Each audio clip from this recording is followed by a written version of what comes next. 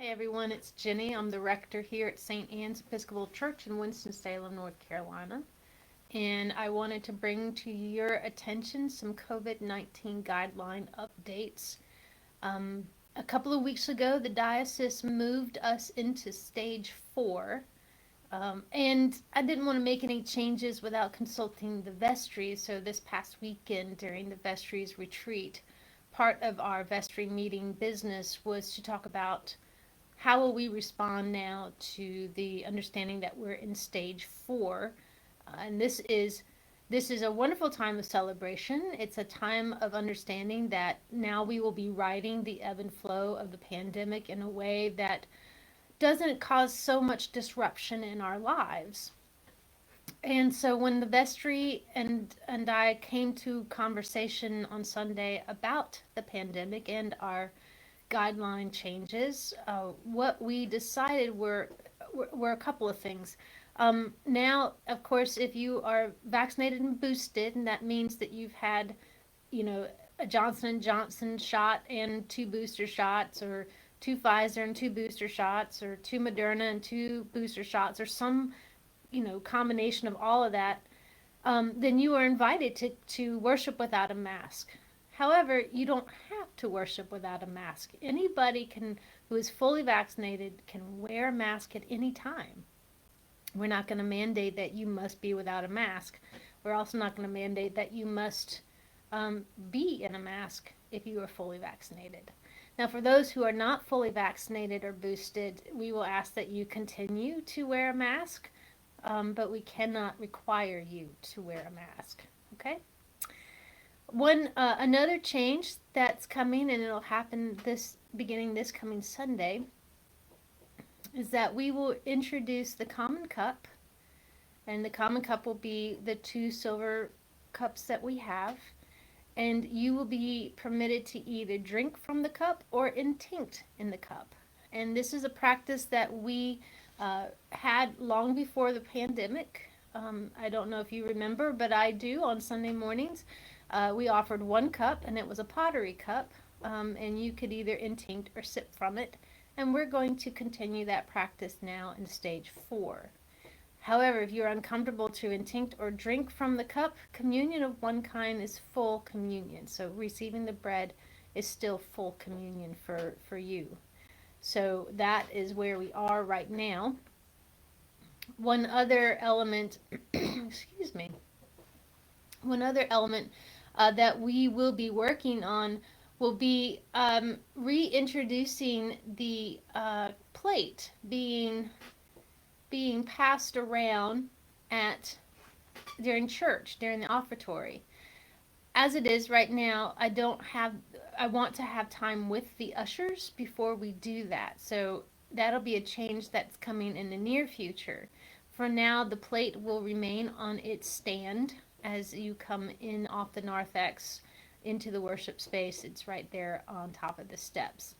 But soon the ushers will be passing the plate around so that we can all put into it our offering. So that's coming. And then the third and final change is we are returning to the altar rail. We we will invite you to come all the way up to the altar rail to kneel around the altar, receive the bread and the wine or a blessing, and then return to your seats. We will be asking, however, that again that you have 2 lines. So if you're on the outside aisles, that you go all the way to the back and then come up the middle. And if you're on the left side, that you go to the left side of the altar. If you're on the right side, you go to the right side of the altar. And then when you get up to, after you've received your bread, to return to your seats by the side aisle. Okay? So we're all gonna come up the middle aisle, go to the altar to receive, and then go back to your seats on the side aisle. It's been a while since we've done this, and I'm sure that we will have to work out some kinks between as we figure out how to do this. So bear with us as we again reintroduce the common cup for intincting and for sipping, and the practice of coming up to the altar. In the near future, we will reintroduce passing of the plate during the offertory. but for now the plate will remain in place until we've had a chance to work with the ushers to get them comfortable with passing the plate. And those are our three big changes that we're making as as a reflection of the stage 4 of our pandemic. Some other news, just so you can hear that Mr. Stan Myberg has been appointed the senior warden of our vestry for the 2022-2023 year, and Carmen Caruth has been elected the junior warden.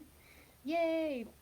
Um, Bob Hoover will continue as our treasurer, and then Chris and Laura Pallavicini will act as our clerk.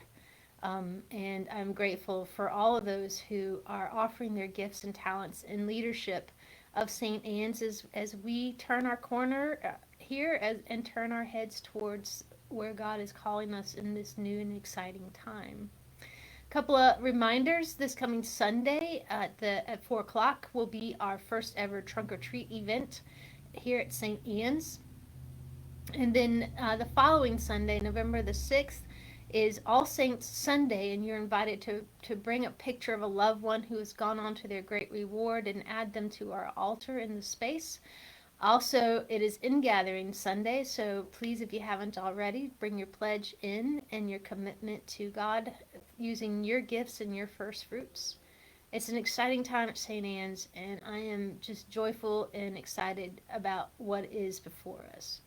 All right, I think that's going to do it for us now. I'll be updating our policies online here in a little bit, but I just wanted to let you know that we are in stage 4 and we are reintroducing the common cup, coming to the altar rail to receive, and it's in the near future passing the plate from person to person.